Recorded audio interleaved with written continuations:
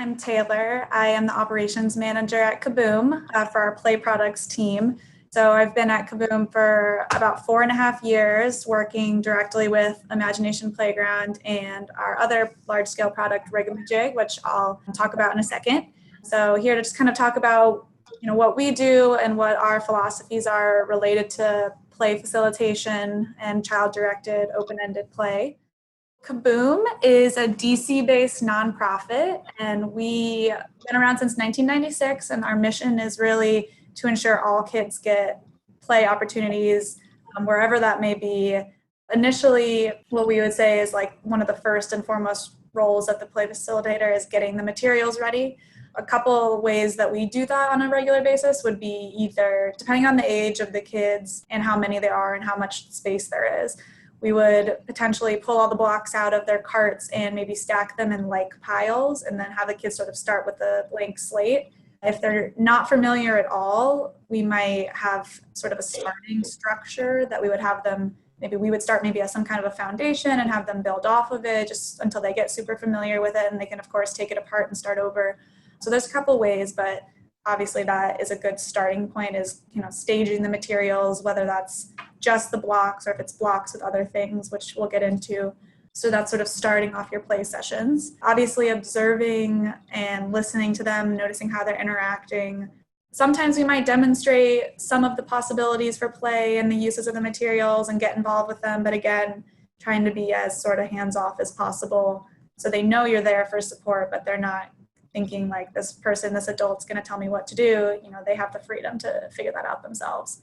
Another thing that we really like to do is getting a lot of the kids involved, even if maybe they don't want to play, maybe they want to document. So some other things we've offered to kids is, why don't you be the person who takes pictures of this, work in progress, and then write a caption for each photo? Or why don't you play journalist and go interview these kids who are building and tell us what they're doing?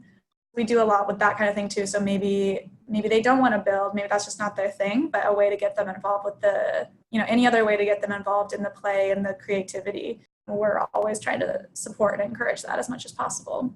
One of our favorite things to do, which I know can be a challenge if it's more of an open-ended play session versus a program or a school or a classroom or something, but really allowing a space and time for reflection, especially if it is going to be like a challenge-based thing. If you're building for 30 or 45 minutes, then allowing some time at the end to get the kids together in their groups or however they worked and say, okay, show us what it is, describe it to us, tell us how it works, tell us what didn't work, what was challenging, what did you like about it? And just really encourage them to communicate those things to each other and to the adults around them.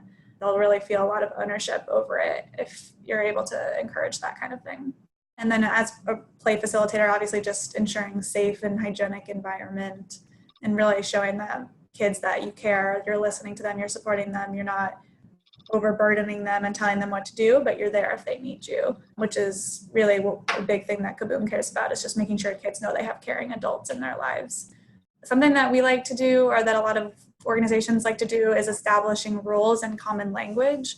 We encourage establishing rules with the kids, make a colorful sign like this one or something that's, it tells them, this is theirs and they should be treating it with as much respect as the adults will treat it, and it'll therefore last hopefully much longer. And these are just the general play prompts that we recommend. They're all open-ended. They're not super lesson plan program focused, but it's what we use for both of the products to get people initially into using the products, and then they can kind of come up with their own after that. Some of my favorite ones, like I said, building a vehicle to get you to the center of the earth, making a structure that incorporates a box or a balloon. So again, adding other elements into it, giving kids a certain amount of pieces and saying, okay, how many, what can you make with this? Or what's the tallest thing you can make with this? Just using this X amount of pieces. As a play facilitator, we just encourage being as supportive and open-ended as possible, and not being prescriptive about how, what they're going to make, but more, how are you going to make this? How does it work? What's not working? If it fails, that's okay. Like, what can we do differently next time? That kind of thing.